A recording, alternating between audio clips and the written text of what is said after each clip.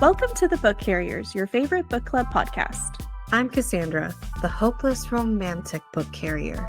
I'm Angela, the logical book carrier.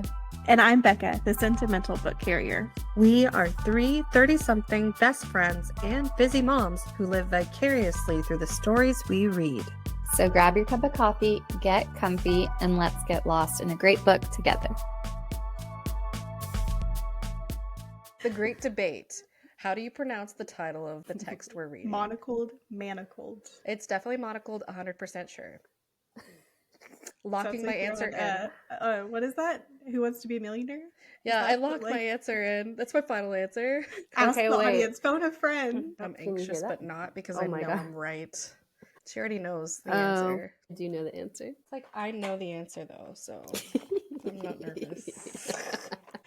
I'm 100% confident about this. How do you say it again? Monocled. Monocled? And she's laughing like I'm wrong. You gotta share your screen. I can already tell from the way it's written. Hang on. I'm not nervous because I know I'm right. Hang on. Now how to, okay. 100%. Locked in. No phoning a friend. No asking the audience. Okay, Cassandra, what's your final answer? Monocled? Manacled. What is a monocle? Why have I heard it before as monocle?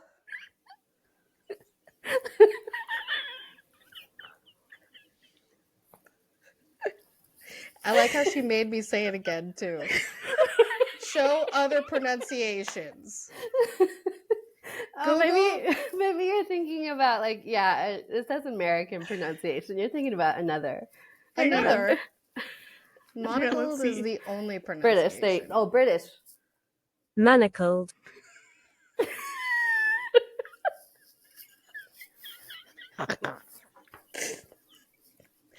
It's still monocled to me. I don't know. Look, you're talking to somebody who doesn't give a single care. And it's monocled. Yeah, it's fine. You are sticking with it, you know? Yeah. It's fine. Yeah.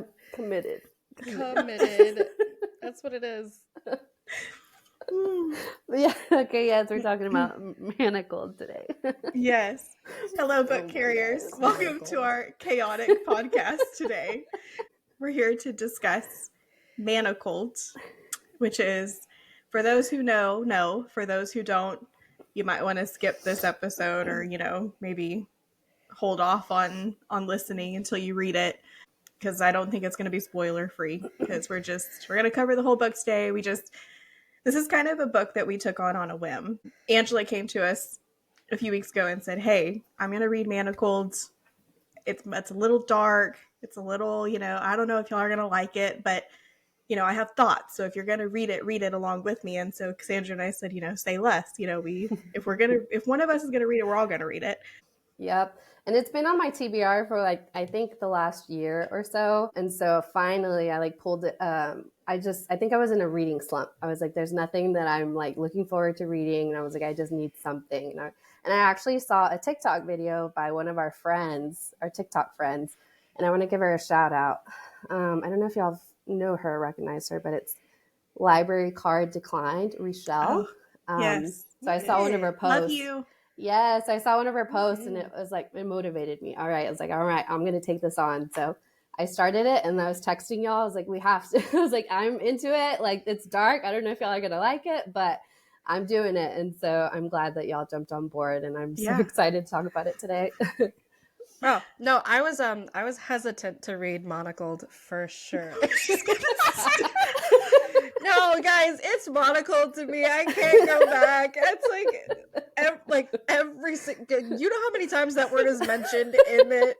Okay, every single time it was that in my head. And so you pronounced it wrong every single time.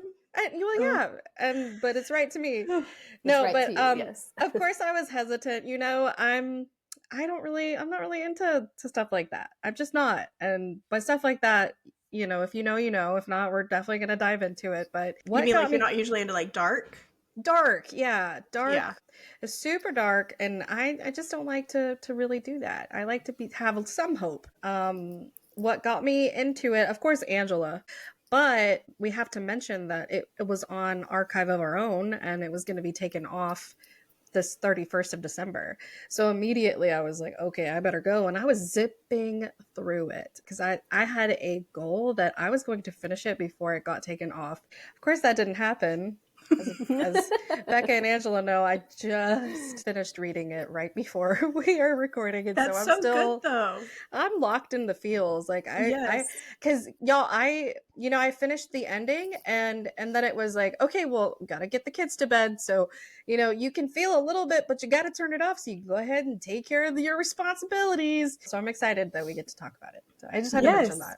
Yeah. I love that like you just finished it because Yeah. like Angela finished it, I think like, I don't know what, like a week ago. Yeah, 2 weeks a ago. while back. A week and a half ago. Yeah. Yeah. And I finished it like 3 or 4 days ago. And so it's like we've had time to decompress and I've had time to like, and I always do this. I'll like finish a really good book and I'll take a step back and I'm like, was it really that good?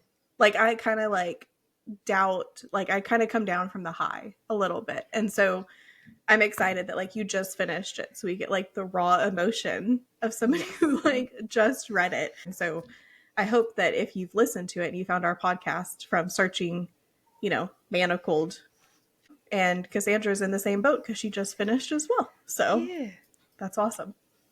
Mm-hmm. So who wants to start? Thoughts? Well, I think we should like present it or explain it because yes, this is a fan fiction, and the author's name is SenLinYu. And Cassandra, you already mentioned this. It was taken off of Archive of Our Own on December 31st, 2024. So unfortunately, if you're listening to this, you won't be able to go and download it. But hopefully most of you have already read it or maybe can find it somewhere. But yes, this was a fan fiction and it was actually written, I think it was in 2017, 2018. It was definitely a couple years ago. So this has been around for a while, but it's definitely hyped and it's definitely a popular fan fiction. So it's a Dramione fan fiction. So it's a romance between Draco Malfoy and Hermione Granger. And of course, it's like set in like the Harry Potter world. But it only goes up until book 5, The Order of the Phoenix. And it's almost like she rewrote a book 6 and 7 and created like her own world of it. And so that's kind of a little bit of the background. Yes. And I will like put a disclaimer too, that it's harmful to the book community. You cannot sell and purchase fan fiction. So just so you know, if you haven't read it and you're trying to look for it and somebody's trying to sell you a copy, like a bound copy, that's illegal. Don't do that. Hopefully you already downloaded it. Maybe a friend can share a downloaded PDF, but do not go and buy it. That is not allowed. It's not legal. Yes. So thank you for saying that. Yes, this is fan fiction. This has no ties to J.K. Rowling. So yes. And the reason that she took it off Archive of Our Own is because she is actually going to be releasing the story this year, fall of 2025. But of course, it's not going to be a fan fiction. It's not going to be with the characters of Harry Potter because obviously that would be copyright infringement and she would get sued and it would never see the light of day and she'd be in debt. And so, but she's going to take the story with different characters and publish it, like her debut novel. Yeah. And so it's going to be it's Alchemized. And so, that's something to look forward to in fall of 2025. And I'm looking forward to reading it. And I'm super curious, like how she's going to create the story with new characters and a whole new background and not in the Harry Potter world. Yes. Yeah. I'm so stoked for her because the whole book is a piece of art. Every book, no matter if you can read a book and it cannot be your cup of tea, but it can be somebody else's cup of tea. And it's still a work of art. It's subjective, it's whatever, but that is somebody's like whole heart and soul in their work. And so for something that is obviously, the book is like over 1,000 pages long. I mean, the amount of time that it must have taken to write it, to edit it, to put it up. And I mean, she deserves to be able to publish something that can really be taken all the way to the top. But fan fiction can only get you so far. And I'm excited to see how she turns it and keeps the keeps the same story but with different characters. Yeah, my biggest thing going into this is because just the fact that it is based off of Harry Potter, it's a fan fiction. As a reader, I am having a hard time picturing how I'm going to be able to separate the two. I'm just going to have a hard time getting the story out of my head. I love it so much as it is.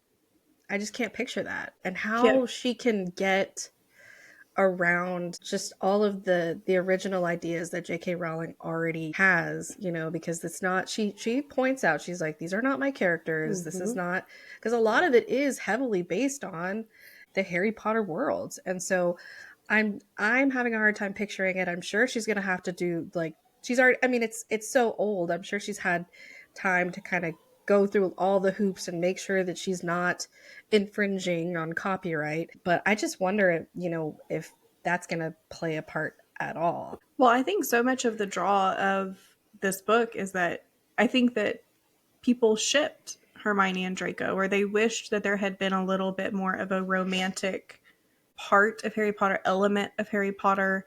And the people that love Harry Potter, and especially like us, I mean, we were young whenever we started reading Harry Potter. It wasn't the romantic like smuttiness and stuff that didn't matter to us as much then. But now as we've gotten older and our taste in books have changed, our taste in literature have changed, that kind of stuff is a little bit more important. So it's like, oh, so you're telling me I can still have Harry Potter, but now I can add like the enemies to lovers. Now I can have that angst, And so I think that it's gonna lose some of that desire from the Harry Potter fandom, Yes. So, but we'll see. Yeah, because I'll say that there were a lot of times that I was like, I think I want to give up. I think I want to stop. I think I want to stop reading. This is a very long text. And there's just so much despair and hopelessness. I was like, I think I want to give up. I'm sad. This is really sad.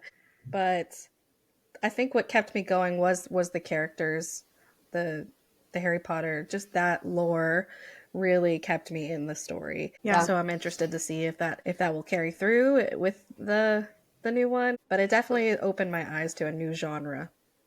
Yes, me too. Yeah. This is the first like dark romance that I've ever read.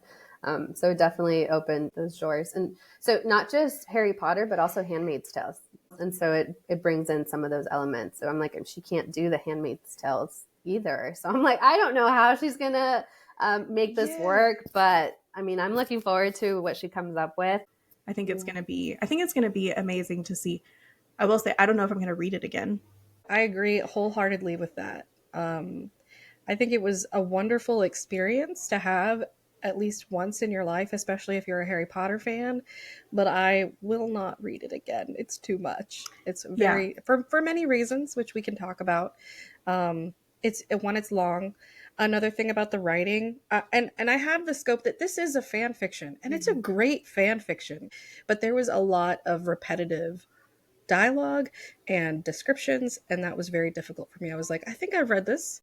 I don't know if you guys noticed that, but especially just because I'm fresh off of reading it, but the scene where we have Lucius and Hermione towards the very end, and he's going into her brain, racking her memories, it was all just repeated, all the things that just happened. Now, I'm not the best writer myself, or I would never, try to do that, but I think it could have been done a little bit differently. But I do have that, mind frame that it was a fan fiction, of course. That's why authors have editors. That's why they have a team that will go in and be like, this is a little repetitive. Let's edit this out. Let's this and that.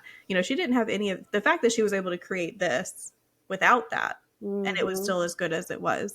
I mean, this book is 1,000 pages long, and we all finished it. And we all finished it within like a week or two. I mean, that goes to show it must have been some level of addicting.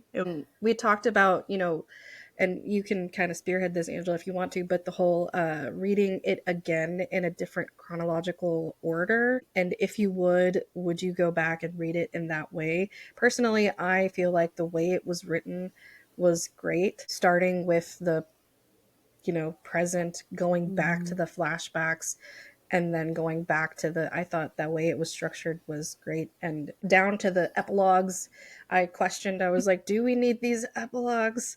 And then the very end is what told me, yes, we need them. But yeah, I liked the way it was structured. Yeah, no, I loved how it was structured too. And usually I don't like, or I get really annoyed and frustrated when there are flashbacks in general, like in books. And I just get so annoyed. And I did get a little annoyed when I got to the first flashback. I'm like, oh my gosh, here we go. And but the way she did it, it wasn't like jumping back and forth. I think that's what's so frustrating. It's like, okay, this was the present, and then now we're going to flashbacks, and we stay in the flashbacks. So I was really thankful for that, and it didn't feel so frustrating. Okay, so if you had to read it again, because I know there was that big question, would you go back and do they mean chronologically, like start with the flashbacks? Yes, I think so. Yeah. So yes, I personally really enjoyed this experience of reading Manacled, and I do want to read it again. Not anytime soon, because I don't know if I have the time that it took to read 1,014 pages, but eventually I would like to read it chronologically. And I was imagining myself reading it the other day, like chronologically, and I was almost getting emotional just thinking about it. Because like the flashbacks start from the very beginning of like Draco and Hermione meeting, and it just shows like the development of their, love story, and how it's very, very, hostile enemies at the very beginning, and it's a huge journey to get them to somewhat being romantic and affectionate and undying love for each other. And so it's like a huge, huge progression. And imagine getting to that point with somebody, and then all of a sudden that being taken away from you. Yeah. Like this person gets kidnapped or put in prison, and imagining Draco, like the love of his life, and him being so possessive and like, this is you're mine, you're mine, you're mine. And then all of a sudden not being able to find her and disappearing and fearing that she's dead. And once Draco sees her and she doesn't remember, and she's like this broken, fragile, scared, traumatized person. I was just like picturing that, like, what would that be like? Yeah. And it'd be, and not being able to just like grab her and be like, no, like I'm gonna help you remember, but this is whatever. But then he had to, on top of that, play the role of what Voldemort was going to see through her memories. So it was like he couldn't even just be happy that she was alive. He had to, play a role, a horrible role on top of that. Yeah, it's traumatizing to think about. There's so much turmoil for both Draco and Hermione, but the payoff is so great at the end. I'm so glad it ended the way that it did. There were lots of twists and turns throughout. I liked the way it started. I liked that, that we didn't know that Draco and Hermione had that romance. And we knew that some way or another they were going to come, to be together in some way. But, at the beginning, it's just so much, you're just like, how is that possible? And then the flashbacks hit. I think even before the flashbacks hit, I started to kind of think about, oh, that's what she's hiding. That was the big secret, that like, that's why her mind is so tucked away, and that's what she's hiding. We kind of had predictions about that. I think, Becca, you did too. And so I was starting to get like really excited, and then we get to the flashbacks, and then it's confirmed, it's official. And so I really, really liked that. I really appreciated it. At first, I didn't think that was going to be the way it turned out. I thought maybe, she talked about, I think I'm getting, what is it, Stockholm Syndrome? Yeah, is that what it was? Yeah. And I was like, oh no, please let it not be that. Please, no, because I don't think I could do it if it's Stockholm Syndrome. And he's just this like horrible person. But I loved the way it progressed, and I don't think I could have gone through the essay. Like, that is a very difficult topic, and that's not something I would want to find myself really diving too deep into. But I really appreciated how the author, handled that. And there were a lot of like trigger warnings, and I'm not sure if they'll have that with the book, but I really liked that they did that, and they incorporated the trigger warnings, and they let you know, hey, this is going to be dark, but you kind of had to trust that the author was going to take you through that story, and it was great. I will say that was probably one of my favorite like takeaways from reading this, and reading something that was fan fiction versus a published book, was the freedom that the author had to put notes within to say like, hey, like the part where she had to remove his arm and the author put on there like, this chapter contains bodily like disfiguration, And like gore. the beginning is going to start with asterisks, and then I'm going to end the scene with asterisks if you want to skip it. And I thought, like, that is a beautiful thing to give to your readers that want to be able to enjoy the story along with everybody else that's reading it, but they can't handle those certain things, but they want to still experience the story, and for the author to be able to give them the freedom to do that without completely sending somebody into a spiral was a beautiful thing. And I think it's a part of fan fiction that is such a positive. Yeah, it shows her care for the reader. And Yes. and I think even like the essay parts, especially the first scene, I think she did a good job with just including enough details for it to give us the picture. Right. It wasn't like, it didn't make us stay there in the scene. So I think it was even tastefully done. Yes. For it needing to include that topic. Right. So Cassandra, you had mentioned that, this was a hard read for you. And at times you wanted to stop reading it and quit because it was so hopeless and like despair, heavy, devastating, and it was just hard. So Becca, I'm just super curious about like your experience, like reading the whole thing. That's a great question. I don't even really know. I think it's hard because like, I don't think I'd ever read it again, but I couldn't put it down either. So it was a hard read in that I don't necessarily know if I was enjoying it so much as I just wanted to find out how it ended. I think the hype on TikTok really, like, everybody, they're recording themselves reading the ending and they're just bawling and they're just so sad. And I'm thinking one of them dies. Like, somebody dies here, right? Or something happens to the baby, something awful. And I think I just kind of wanted to get there and experience like the emotion of it. And then whenever it ended, I was like, that was really well written. That was a great experience, but I don't think I would ever read it again. Like, I'll be curious whenever you read what the published version is, and for you just to tell me how she changes it, but I don't think I'll sit through and read it again. That was my thought too. I don't know if I would read the published version just because of the plot. Like, it's super dark. And I feel like I put myself through a lot of it, and I wanted to know, just like you, Becca, I really wanted to know that. Please don't let one of them die. Yeah. Please don't let any of the babies die. No, Yes. like there was hopelessness, but I was still hopeful that they would all live and they would be happy. If you look up this book on TikTok at all, everybody posts the last line, right? Like, she was a non-active member of the Order of Phoenix and she did not fight. And the way that that's worded, if you're just seeing it without reading the book yet, it makes it sound like she's dead. Like, she was a non-active member of the Order of Phoenix and she did not fight. So I'm thinking this was like on her tombstone or on like the paper or whatever that came out after she died. So I'm thinking the whole time, like, Hermione has to die. And I felt like Draco would have been the obvious choice, or like where the reader would have thought, like, so that would make Hermione die and be in the twist, right? So I'm like, she's going to die during childbirth. She's going to, like, something awful is going to happen. And when it didn't, I mean, I'm not saying that their road that they took was easy by any means. And what they had to live with was, I'm sure, atrocious. They had so much trauma between the two of them that they had to live with and deal with and stuff. But it was not nearly as like, I like read and then I get to epilogue 2 and I'm like, wait, what I just read, was that an epilogue? And I had to like back on my Kindle and sure enough, and I'm like, so the story's done. Like, epilogue is like, that's the happy ending, right? That's what you read to see where they are 10 years later or whatever, which I know is what we were doing. But I thought, okay, something's still going to happen. And when it didn't, this is going to sound awful, but I was disappointed.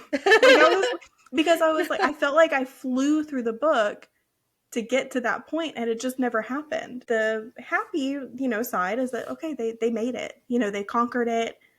Yay. But I feel like I was misled on TikTok that it was going to be this just like devastatingly sad ending where they don't make it. Somebody doesn't make it. It didn't happen. Yeah, my experience was different. I didn't see any TikToks about this at all. So I didn't know that quote at all. Mm-hmm. And so I experienced that quote just like raw. And yeah, that's straight up. It affected me. It's just, it really just framed her as the, you know, the heroine of the story. Just like how, like, I'm sorry, just like as a woman, you put yourself through a lot, okay? Mm-hmm. And this, you know, as a man too, you know what? But just like me as a mom, and she's a mom, and she had so many sacrifices throughout the book. Both of them did. And you know, throughout the whole book, she's like, I'm worthless, I'm worthless, I'm worthless. But you as the reader, you're reading it and you know she's not worthless. Right. And that's what goes down in history. That's what everybody else gets to see, is that she wasn't anything. She didn't do a single thing for the order.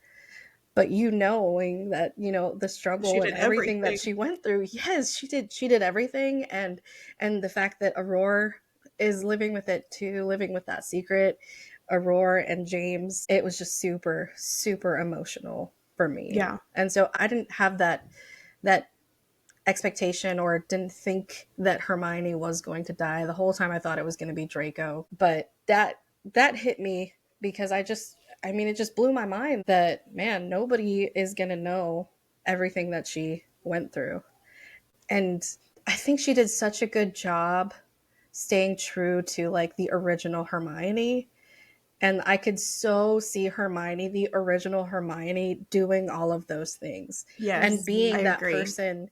Yeah, even in the movies, even in the books, she was the brains behind a lot of it. But she didn't get all that credit. She didn't, you know.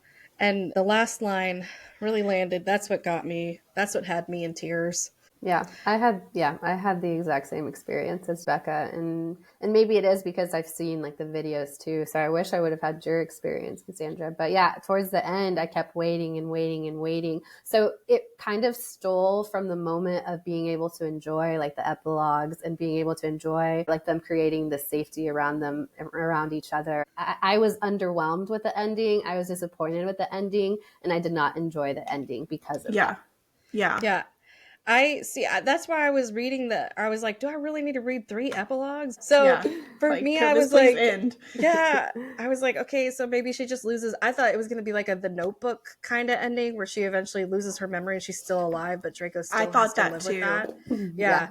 I thought that's the way it was going to end. I almost didn't read the epilogue. So I was like, I don't need to read them. Like, but I'm man, done. There's 3. Yeah. It's like, man, there's 3. I guess I need to. But I'm so glad that I did. And I'm so glad I had the experience that I did. It really hit.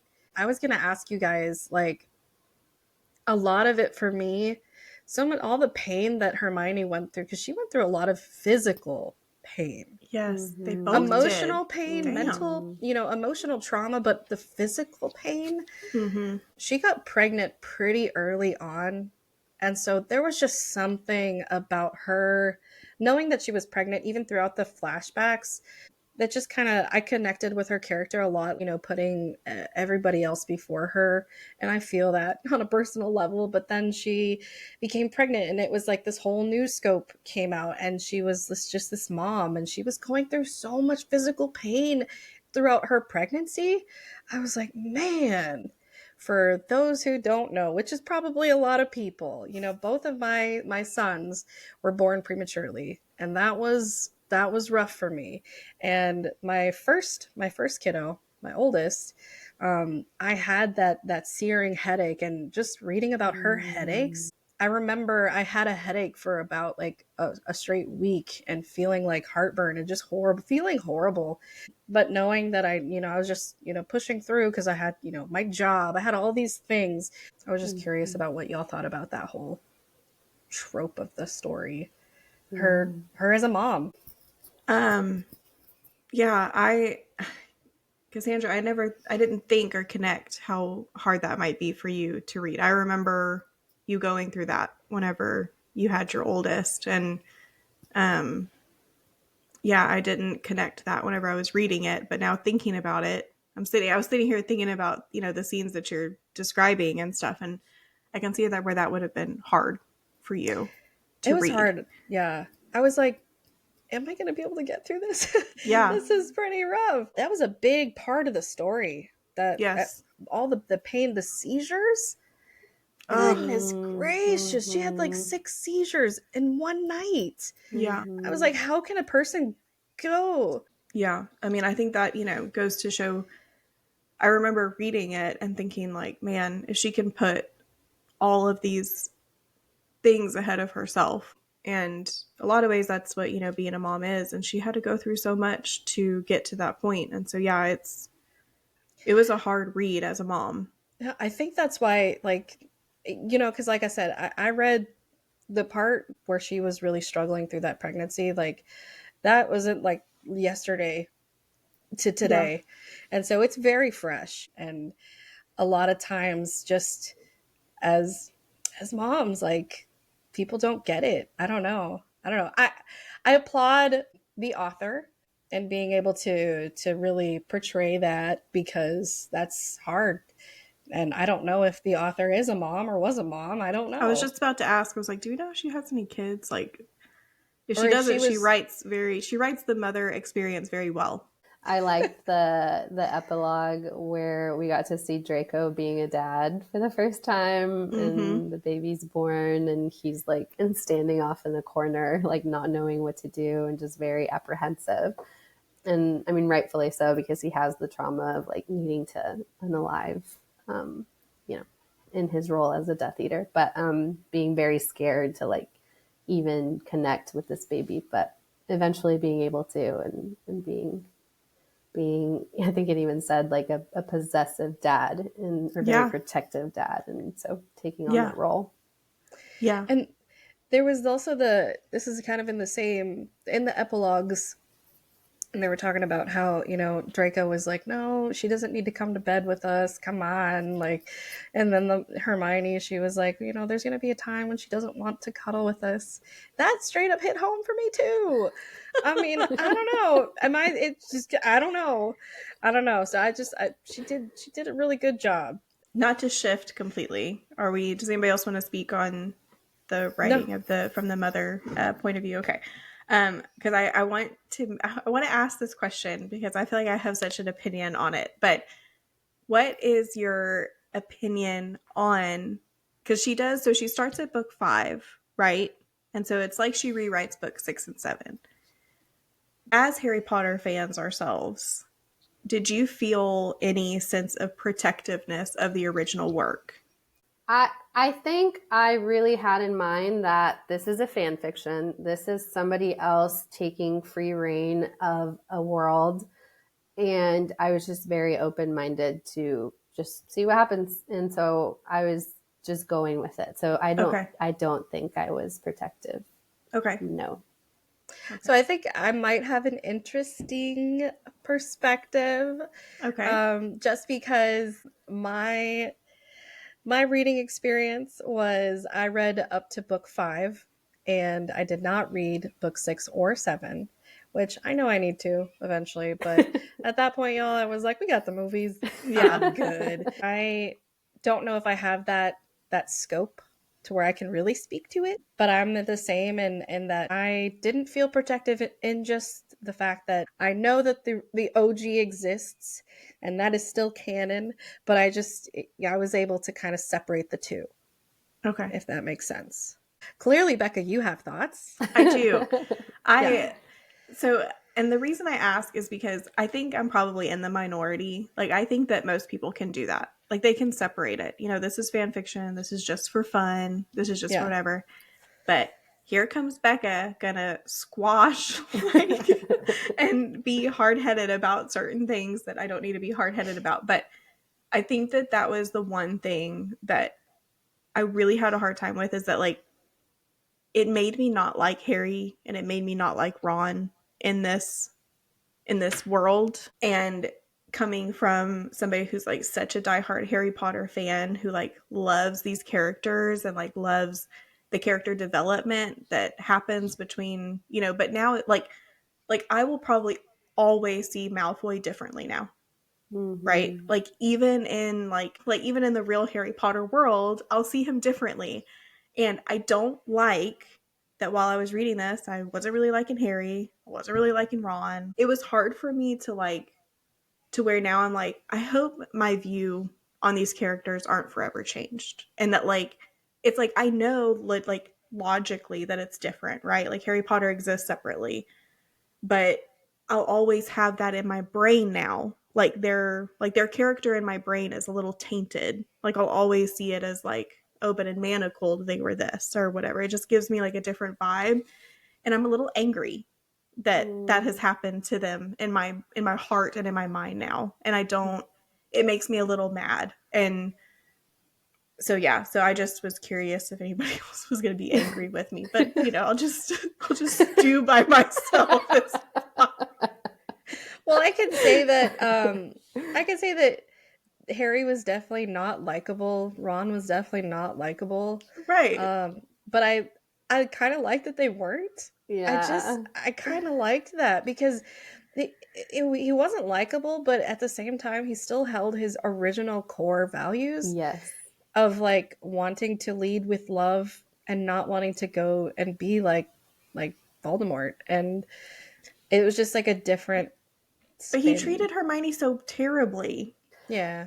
But I feel like if you think about it, like it made me think, because I think every character is not perfect. And I think if you read through Harry Potter, like Harry is essentially perfect. Mostly, but I feel like this gave the other side of him. Like what are his defects? Like what does he fail at? And because he does throughout Harry Potter, he takes Hermione for granted. And I think that's part of the books too. I think in 6 or 7, like he takes her for granted and doesn't give her this, doesn't recognize her for like all she's done for him to keep him alive and to save him. So I think that's honestly very true to the character. It just showed that side of it more versus in Harry Potter, like he's the chosen one. He's perfect. He's the main character. Yeah. Yeah. But like that's where like now, like when I think about Harry Potter, it's like I have like the happy ending in my head of the original, but I will always think of this and like their fates in this storyline. And I don't like that that's been like now tainted with because yes, like Harry is perfect and in ways in the series. He has some character growth and he has some things that he has to overcome and everything, but and like Hermione is taken for granted in the Harry Potter books, but that's something that they work through in the original series. And like this is like Hermione fights with him. She goes out and she looks for the Horcruxes with them, and they are a trio, and they are whatever. And so I don't know. She was taken for granted, but she also stood up for herself, and she fought in that way. And it just so I don't like that. I don't like that it was tainted. That's my whole point. Yeah. The way I see it is that Harry Potter is what is true. Like that's real. That's what happens. Yes. And this fan fiction is fake. Like it doesn't happen. Like it's fake. This is just made up stuff. That's how I see it. That's why I feel like it doesn't taint Harry Potter for me. It's hard for me to not though. I can't dissociate because I was so engrossed in it. And it's like, no, these are the same characters. Like that means that this happened. And it's like, it's a little hard for me. And so I knew going into it, like they're going to taint some of my favorite characters. Like this is going to not paint them in the right light or whatever. And sorry that it tainted Harry Potter for you. I think it's also Manacled is dark. Like there's other fan fictions that aren't dark. Like I've read another one that is very light and very rom-comish. It's called Draco Malfoy and the Mortifying Ordeal of Being in Love, I think. You can find it on Archive of Our Own.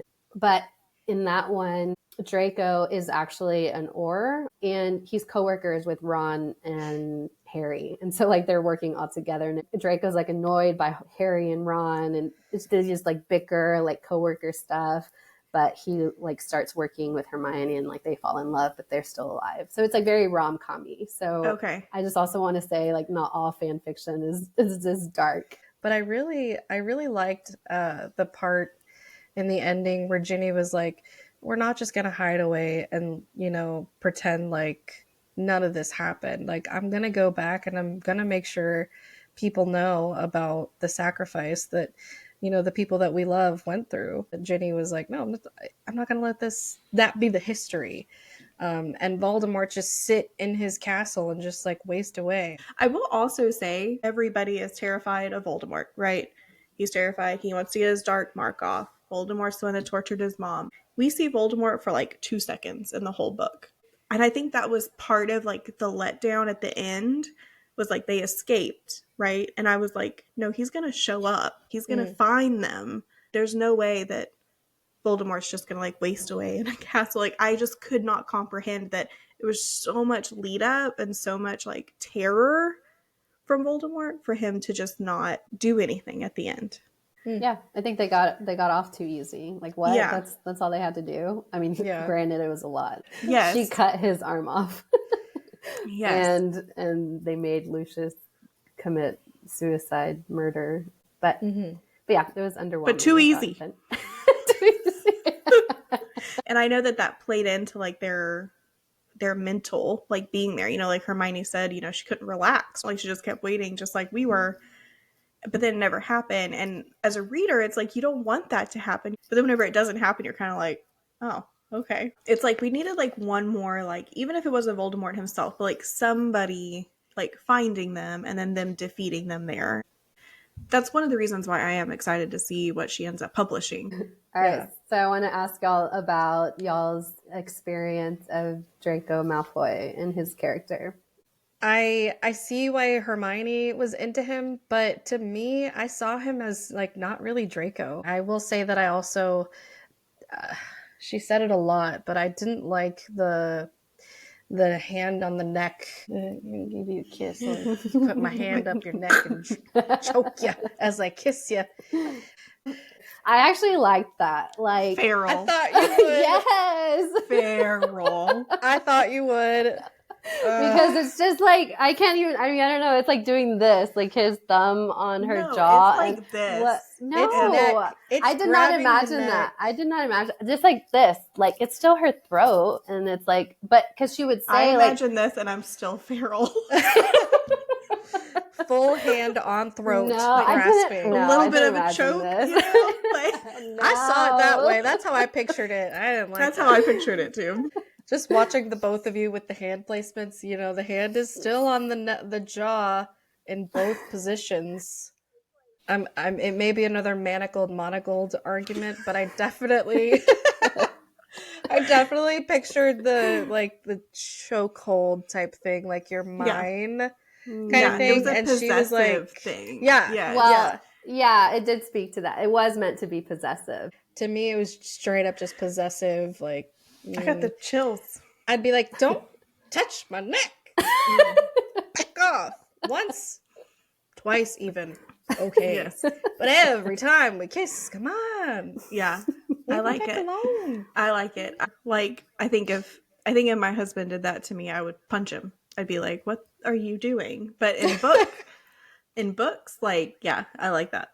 I liked him as like a book boyfriend, but I think the facial expression descriptions were a little off for me. You know, he would sneer and make this like evil expression even whenever they were having normal conversations, that I would be like, what are you making that face for? like watch your face, like, while you're talking to me, you know. Like, I think that if he had been written like with a little bit of a softer expression whenever he was speaking to her once they got to a certain point in their relationship, I think that I probably would have liked him a little bit more. But he was a little bit too cold. I need like a little bit of sweetness, you know, with the badness. And so I just didn't get enough of that from him. I don't know. Maybe I'm totally off base because it's like, hey, this is a Dramione. But for me, the story was very much Hermione centered. And I took away from it was mostly like her struggle and her arc. And that's what I appreciated about it the most. And Draco was just like a part of it. But he wasn't like, he wasn't somebody I was longing for. But I wanted them. I wanted her to have her happy ending. Yeah. So badly. So Angela, what were your thoughts on your book boyfriend? You made a TikTok about Yes, it. yes, So yes, we yes, yes. know somewhat what And your thoughts are. so yeah, I have a thing for villains. Villains who like have been through trauma, have been through like really hard things. So Draco in this book, like we hear why he turned into a Death Eater and why he became so ruthless and why he's so evil in the story. And it's because he witnessed his mom be tortured by Voldemort. And so, kind of getting that backstory, it's like, oh, okay, that's why he killed Dumbledore. Oh, okay, that's why he's, wanted to move up into the ranks. And it's because, and that's the whole reason he became a spy for them. It's because he wants to avenge his mom. But it's like that trauma. And I think there's even pieces of like, at the beginning when they're first being affectionate with each other and Hermione just like puts her hand on his I think cheek or something, and he like leans into her palm, and it's like he's so starved for touch, like he doesn't have affection in his life. His parents really, Lucius and his mom, like have never been affectionate or warm or caring with him. And I think it was really heartbreaking too, because it's like it broke him to care for Hermione, to care for another person because of what he experienced for caring for his mom. But then he does like everything in his power to take care of Hermione, everything, even becoming like the High Reeve and like building the ranks and like doing everything he possibly could to like keep her safe as best as he could, considering she was, had the manacles and everything. So yeah, the undying love and like, I'll do anything for you, I'll burn the world down for you, is endearing. You're like, I love that. Yeah, like be big and bad for me. Yes. For your love. Yeah. I think that speaks to like who you are as a person and like your profession. You speak to people through their trauma, and you help them through that. And so I think that speaks a lot to that you're in the right profession. But even like the way Draco recognized like how Hermione was sacrificing herself and making herself essentially worthless to others, and just always serving others and never, kind of what we talked about, the whole mom thing is like always putting others before you. And Draco saw that in her and fought for her to Yes. like expect more for herself and to not always put herself down. It's like you can't make yourself replaceable. Like how does that make sense, Hermione? Like stop doing that. I loved her line where she said, I'm doing this so that the little girl can have a life that I've always wanted. And man, that really hit. Yes. That really hit home. And then she ends up having a little girl. Yeah. Yeah. But yeah, I think that brings us to our final question, our signature question. So for our new listeners, we have this question that we answer at the end of reviewing a book, and it's, would we carry this book? Would we keep it in our bags, or would we throw it away? So essentially, how did we feel about this book? If we're carrying it, it means we loved it, gave it 5-6 stars. Keep it in our bag and it's kind of mid, kind of okay, and then throwing it away, we would never read it ever again because we hated it. Sort of. So what do y'all think? I would, in between, keep it in my bag and throw it away. I didn't hate it, but I would never read it again. I'm glad I experienced it. So yeah, I would say keep it in my bag is what I'm leaning towards.